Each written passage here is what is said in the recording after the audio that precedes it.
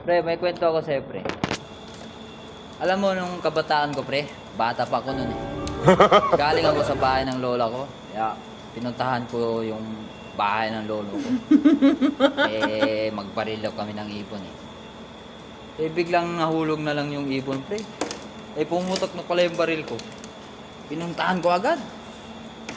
Kala ko ibon. Langgam pala. Kaya umuwi na lang ako sa bahay. Ang nanay ko. Paano ulam?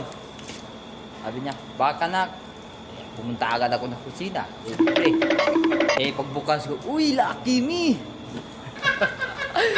Pumunta agad ako sa habang kumakain ako, nood ako ng balita. Sabi ng balita, pumutok na yung Bulkang Mayon. Nagalboroto. Nabitawan ko yung plato, pre.